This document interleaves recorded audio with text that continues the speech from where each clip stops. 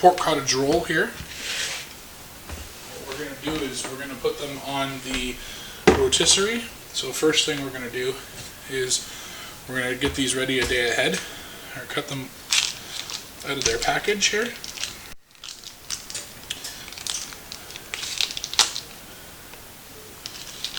Just like this.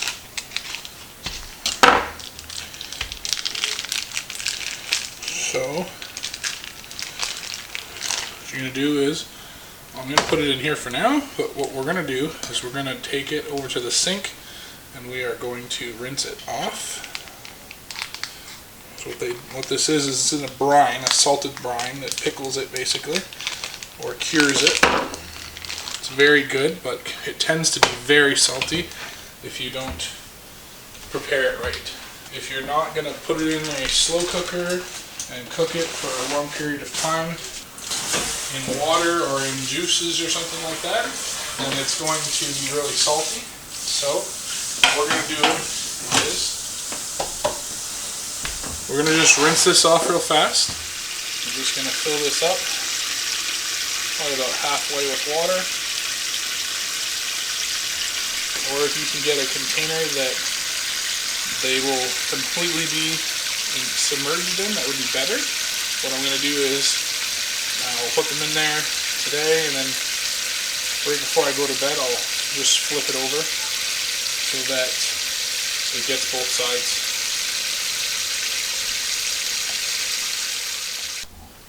Alright guys, we're back. We drained all of the water out of here. This has been sitting overnight. We flipped it once. If you can submerge the whole thing in water, then you don't need to flip it. Just leave it like that. What we're going to do real fast is we're going to cut this off, the stringing here. We are going to tie this.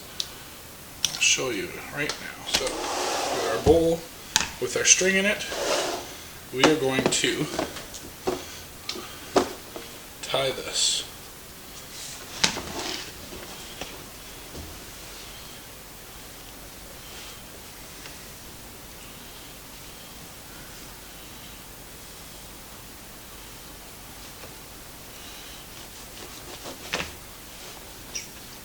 We're going to tie it tight.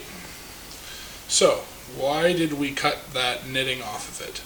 Well, in my experience, when you glaze this ham and that netting is on it, it is impossible to get that netting off without taking half of your glaze off with it. It's just too small. The squares are just too small, and it ends up pulling off all of the glaze. So what I found works is if you just tie it with normal butcher's twine in a few spots just to keep everything stay together. It is a lot easier to remove, and if it does take some off, it's very little.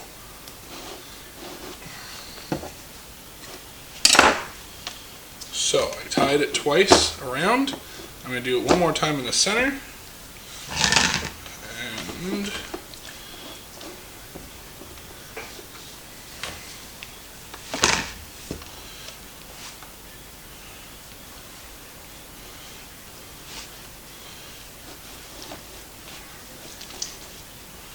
there you go. One more time in the center like that. Double knot it.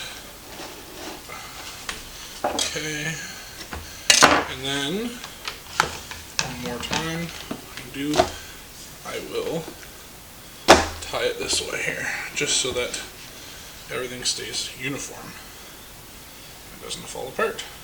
Okay, so here we go. Perfectly round roast. Now this is nothing fancy. This is literally a dollar store injector. Nothing fancy at all. Just to show that you can do this with the bare minimum, basically. You're going to grab the injector. I have a mix here. This is literally just honey and mustard. On this injector there is a piece of plastic on the tip so that you don't stab yourself. We'll remove that, mix this up a little bit. So we push a little bit in, pull it out a little bit, push some more in. Push it in, pull it out, some more in.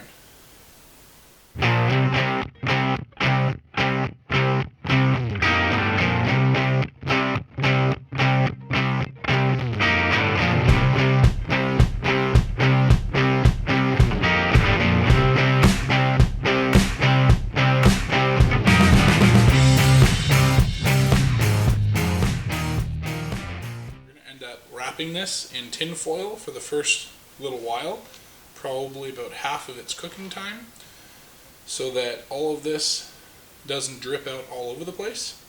Once you're done half of the cooking time, we will take this foil off and then we will start to glaze it. Alright, let's grab the skewer, put this guy right in here like this. That. This is a very long one because I do have a large barbecue, so we are going to loosen these off almost all the way. There we go. This. Now, try to get it in the center of both. Watch your fingers as it comes out the other end. Now, we will put this one on this end.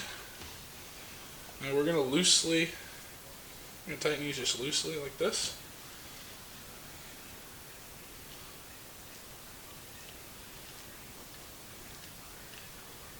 There we go. Just like that. We are going to bring it over to the barbecue real fast. Check to see if this is good where it sits. And if it is, then we'll tighten them down and we'll wrap it with tin foil.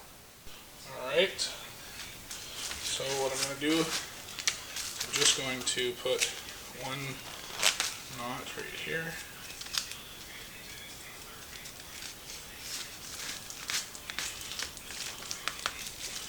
Just to keep the tin foil on. So, tin foil is all good to go. The last thing we're going to do is, if you don't have any of these throwaway trays, then you can use just a cookie sheet. You put this underneath here, just so that the drippings fall into this and not on your barbecue, and then it's easier to clean up afterwards. Alright, so we got it on the barbecue now. That's what it looks like. Yes, it's snowing today. We'll be back in about an hour, see how it's going. We're going to put this at around 400 degrees. Right now it's a little over, so I'm going to turn some of these burners off.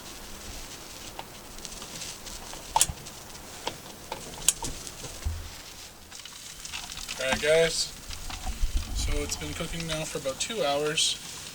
It's reached an internal temperature of 165 to 175, I'm pretty sure, something like that. Now we are going to start to baste it with our honey rub. I'm going to start to put on our honey mustard.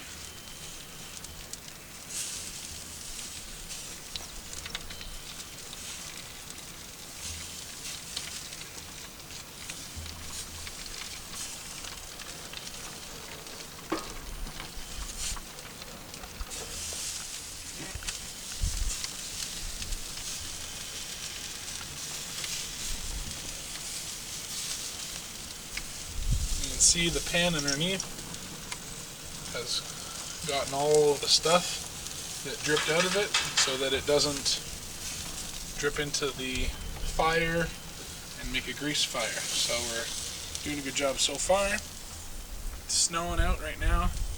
It's getting a little cold. A little bit more on here before we go in.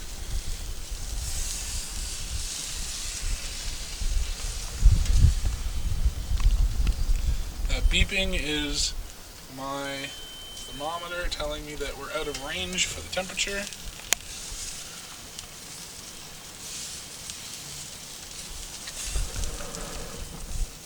And there we go. that's it for now. Alright. Left it out here just a little bit too long, but that maple syrup and honey and mustard blend definitely burnt a little bit. It's okay. Not a big deal at all. What I'm going to do now is I'm going to let it cool out here for a few minutes. Alright, so it's all ready here.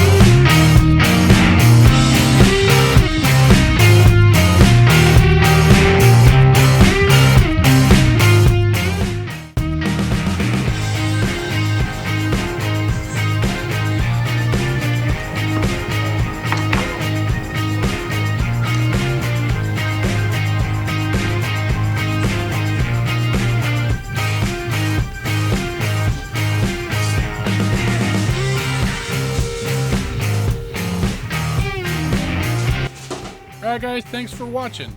Hopefully you liked our videos. If you liked it that much, please hit the like button, subscribe, and don't forget to hit the notifications so you get updates on the new videos.